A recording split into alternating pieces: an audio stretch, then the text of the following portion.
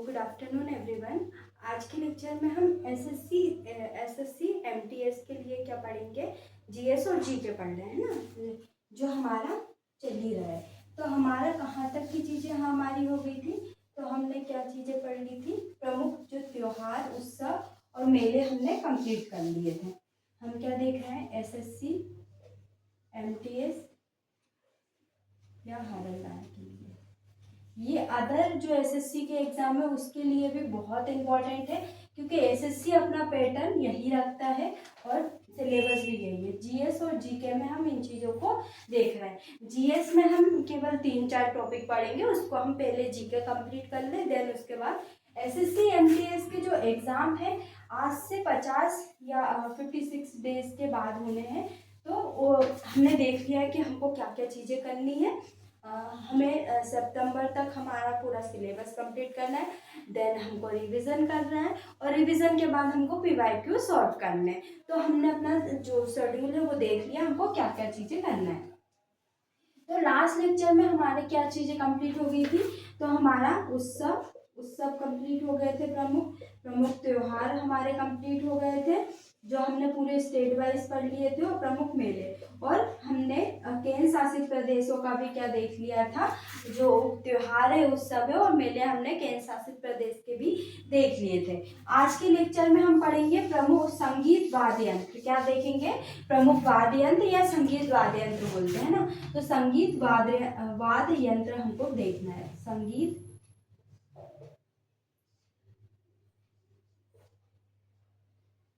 वाद्य यंत्र, इसी को इंग्लिश में क्या बोलते हैं, म्यूजिकल इंस्ट्रूमेंट।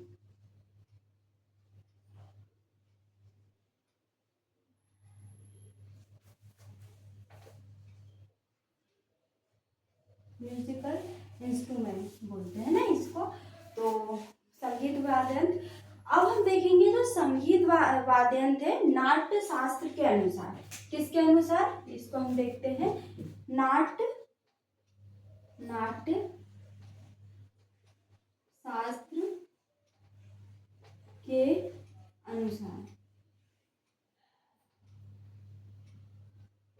अनुसार कितने वाद्य यंत्र हैं, 4 वाद्य यंत्र हैं, चार वाद्य यंत्र है, और इसी के अंतर्गत जो प्रमुख इंस्ट्रूमेंट है वो आते हैं ना। तो हम एक एक करके चारों को देखेंगे, और आज के लेक्चर में हम सिर्फ इतना ही पढ़ेंगे। देन उसके बाद हम देखेंगे कि कौन कौन से, जैसे संतूर हो गया है ना, बांसुरी हो गया है ना, इसके बाद देखेंगे जो भी वादक है उनके बारे में पढ़ेंगे। और वादक कलाकार या वादक है ना, वादक भी बोलते हैं संबंधित वाद्य यंत्र से, और कलाकार भी बोलते हैं ना, तो उनको भी पढ़ेंगे, क्योंकि सबसे ज़्यादा इम्पोर्टेंट, मोस्ट इम्पोर्टेंट तो हमारे लिए वही रहेगा। तो हम सबसे पहले ये देखेंगे नाट्य शास्त्र के अनुसार कितने हैं, 4 वाद्य यंत्र हैं, और उसको हम एक एक करके देखते हैं।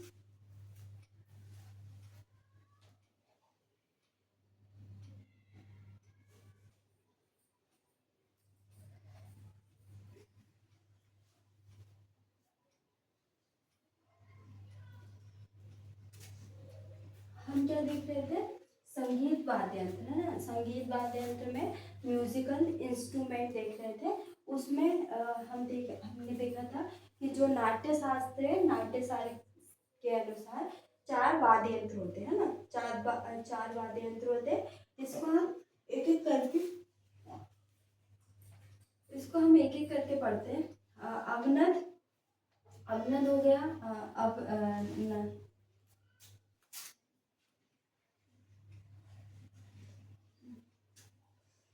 अवनद हो गया, अवनद बोलते हैं, बाद आघात बाद है ना। आघात मतलब किसी पर भी क्या बोल सकते हैं हम, जो जैसे किसी पर भी जोर से मारना है ना, उसको हम आघात बोलते हैं। आघात क्या, किसी को भी चोट पहुंचाना है ना, ये बोल सकते हैं। तो आघात बाद, तो ये सभी किसके नाम है, अवनत के क्या है, नाम है। अब इसको क्या बोलते हैं, इन वाद्य यंत्र में क्या होता है, एक विशेष संगीतनात्मक ध्वनि निकालने के लिए क्या करते हैं, जो विशेष संगीत, मतलब एक संगीत निकालने के लिए, ध्वनि निकालने के लिए इन पर क्या करते हैं, आघात किया जाता है, मतलब इन पर मारा जाता है ना। एक विशेष ध्वनि निकालने के लिए क्या किया जाता है, एक विशेष ध्वनि निकालने के लिए इस पर आघात किया जाता है। उस वाद्य यंत्र को क्या बोलते हैं, अवनद वाद्य यंत्र या आघात वाद्य यंत्र कहा जाता है ना। इसमें हम उदाहरण में क्या क्या ले लेंगे, तो तबला हो गया है ना, तबला को जैसे तबला को क्या जोर से मारते हैं, तो उस पे क्या एक आघात करने पे क्या एक विशेष ध्वनि हमको क्या देती है, सुनाई देती है ना। इसके बाद ड्रम हो गया, ड्रम में भी हम क्या करते हैं, या तो जो ड्रम वाली जो डंडी होती है उससे उस पे मारते हैं, तो क्या करती है, एक हमको विशेष प्रकार की क्या ध्वनि सुनाई देती है।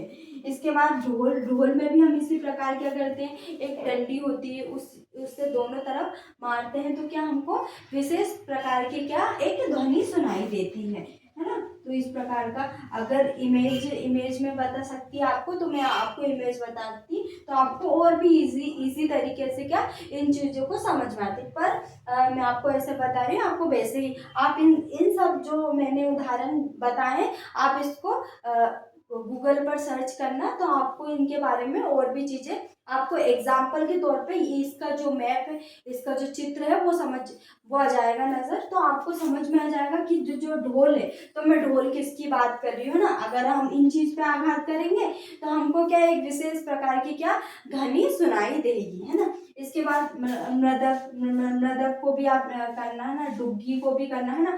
डुग्गी का आपको समझ में नहीं आया क्योंकि हमने तबला सुना है ना, तबला सुना भी है, देखा भी। इसके बाद हमने ड्रम सुना भी है और देखा भी है, ढोल भी हमने सुना भी है और देखा भी है। इसके बाद मृदक हो गया, डुग्गी हमने सिर्फ सुना ही है, आज तक देखा नहीं। तो आप इसको क्या कर सकते हैं, गूगल मैप पे जा गूगल क्रोम पे जाके सर्च कर सकते हैं, तो आपकी इसकी इमेज भी दिखाई देगी। इसके बाद कांगो होगा, कांगो तो किसी ने पहली बार ही नाम सुना होगा, कांगो और डुग्गी, ये दोनों नाम आपने पहली बार ही सुने होंगे, तो इसके बारे में आप गूगल पे सर्च करके देख सकते हो, है ना। इसके बाद ये हमारा फर्स्ट कंप्लीट हो गया, कौन सा, अवनद। अवनद में हमको इतने सारी चीजें देखेंगे, जो भी इंस्ट्रूमेंट है जिसमें हम आघात करते हैं और आघात करने पर हमको एक विशेष प्रकार की ध्वनि सुनाई देती है, उसको क्या बोलते हैं, अवनद, अवनद वाद्य यंत्र कहा जाता है या आघात वाद्य यंत्र कहा जाता है ना। इसके बाद हम देखेंगे सुशील वाद, है ना। सुशील वाद में क्या होता है, इसमें सभी वायु वाद्य यंत्र सम्मिलित होते हैं। क्या होते हैं, वायु वाद्य यंत्र, जो कि वायु में जाके विलीन हो जाते हैं ना। एक तो हो गया बांसुरी हो गया, है ना, शहनाई हो गया, पुंगी। तो ये तीनों चीज आपने देखी, एक बार इसको गूगल क्रोम में जाके इसकी इमेज भी आप देख लेना। तो ये हमारा सेकंड कंप्लीट हो गया। और थर्ड हो गया घनवाद, घनवाद यंत्र, है ना। इसमें क्या है, इसमें क्या होता है, यह नॉन ड्रम आघात यंत्र की शैली में आता है।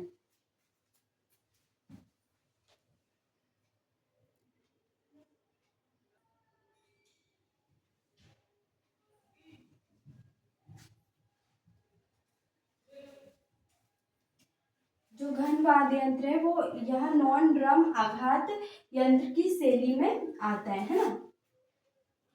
ऐसे ऐसे ऐसे वाद्य यंत्र जिसपे क्या हम आघात नहीं कर, मतलब आघात नहीं कर सकते, वो क्या है, घन वाद्य यंत्र में आता है ना। इसके लिए किसी भी ट्यूनिंग की आवश्यकता नहीं होती।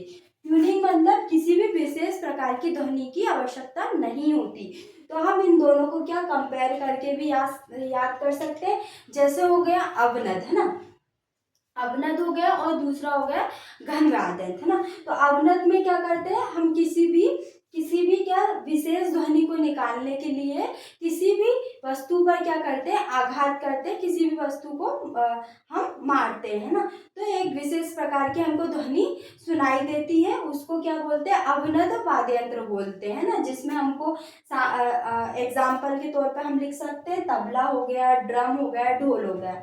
और घन वाद्य यंत्र क्या होते हैं, जिसमें किसी भी प्रकार की कोई आघात नहीं होता, ना ही किसी भी ट्यूनिंग की आवश्यकता होती, ना ही किसी भी विशेष प्रकार की संगीतात्मक ध्वनि की आवश्यकता होती। ट्यूनिंग का मतलब यही होता है कि विशेष प्रकार की कोई भी ध्वनि की आवश्यकता नहीं होती है ना, तो उसको क्या बोलते हैं हम, घन वाद्य यंत्र कहते हैं। अब इसके एग्जाम्पल भी हम देख लेते हैं। तो एक तो मजीरा हो गया ना, मजीरा हो गया है ना, मजीरा आप सबने देखा ही होगा है ना।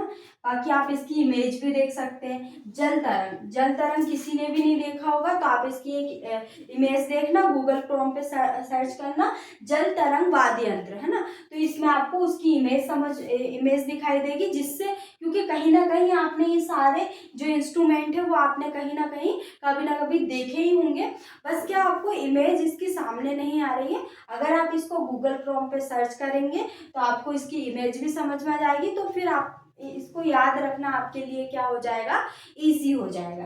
इसके बाद कांच तरंग हो गया ना, जल तरंग, कांच तरंग, और घुंघरू हो गया, घटम हो गया। घटम हमने देखा ही होगा। एक क्या होता है, मिट्टी के बर्तन का ढोल होता है। क्या होता है, जो घटम होता है वो मिट्टी के बर्तन का ढोल होता है। एक तो हमारा क्या होता है, नॉर्मली ढोल होता है, और एक घटम होता है जिसको हम क्या मिट्टी से बनाते हैं, मिट्टी के बर्तन का बना ढोल। इसके बाद करताल है ना, करताल। तो ये क्या है, हमने घन वाद्य यंत्र 3 देख लिए। हमारा चौथा हो गया तत् वाद्य यंत्र, हम उसको देखते हैं। और जो तत् वाद्य यंत्र है उसको भी हम 3 भागों में बांट कर पढ़ेंगे।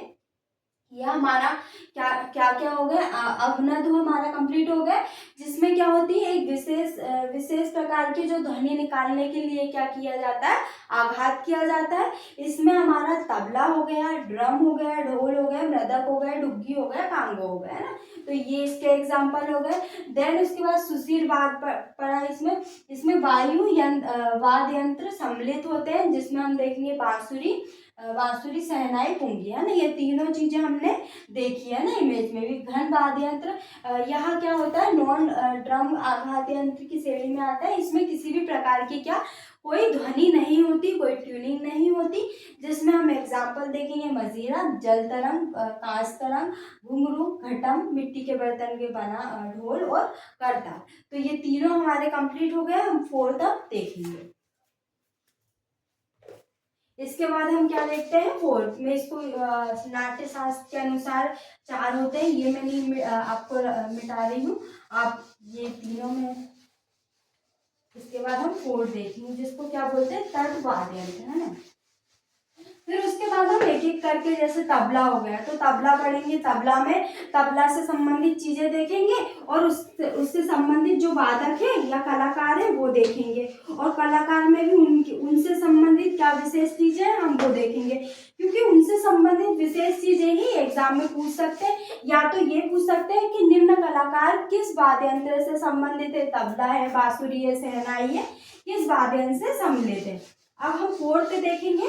या तो हम जो वादक है, ये सब चीजें है ना, नेक्स्ट लेक्चर में तो स्टार्ट करेंगे, क्योंकि आज के लेक्चर में तो हमारा इतना ही हो पाएगा, और हम धीरे धीरे ही करेंगे, क्योंकि हमारे पास इनफ टाइम है, बहुत सारा टाइम है।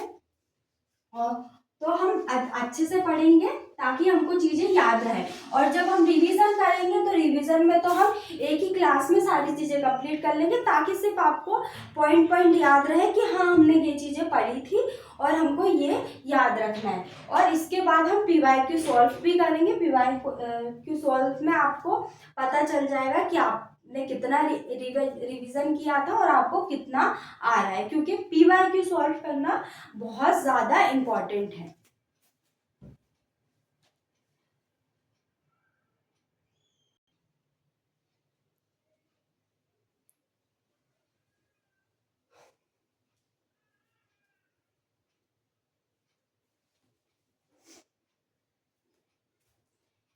इसके बाद हम देखेंगे 4th देखेंगे तत् वाद्य यंत्र, है ना। सबसे फर्स्ट हमने देखा था अनुबद्ध, अवनत, है ना, अवनत या आघात वाद्य यंत्र। दूसरा हमारा सुशील वाद्य यंत्र।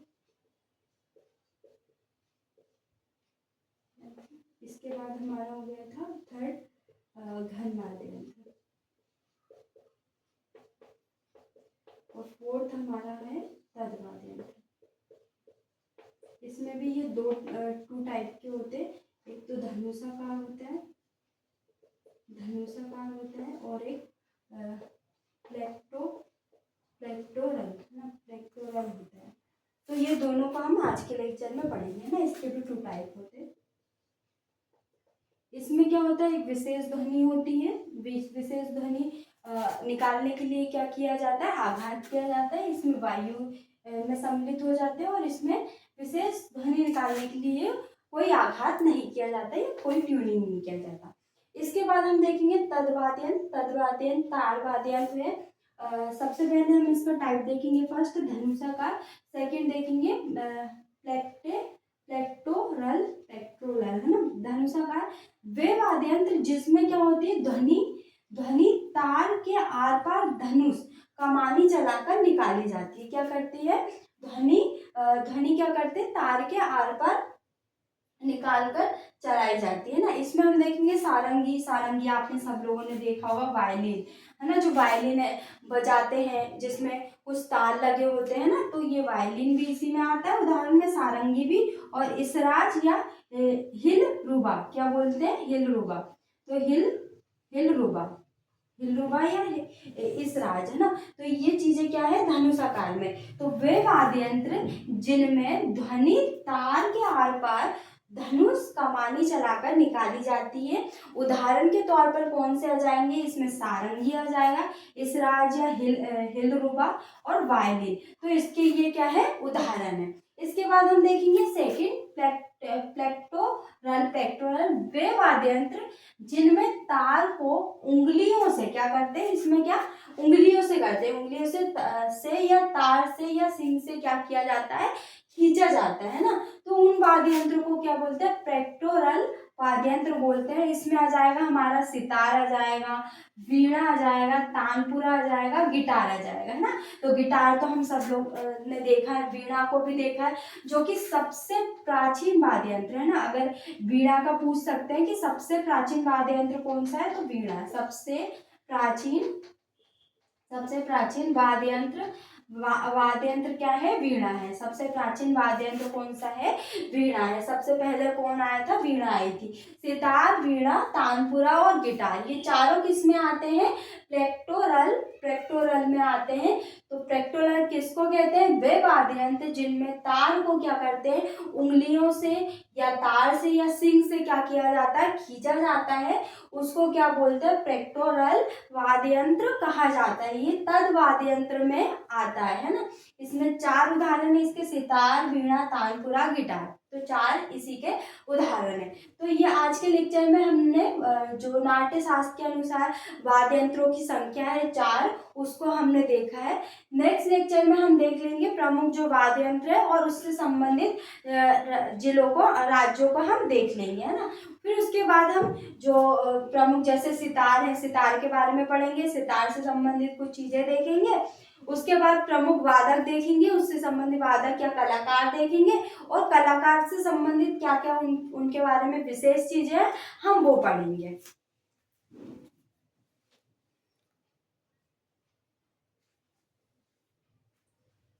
तो आज के लेक्चर में सिर्फ हम इतना ही करते हैं, क्योंकि अगर ज़्यादा हो जाएगा तो आपके लिए भी वो चीज़ें याद रखना मुश्किल हो जाएगा, इसलिए मैंने आपको सिर्फ इतना ही बताया।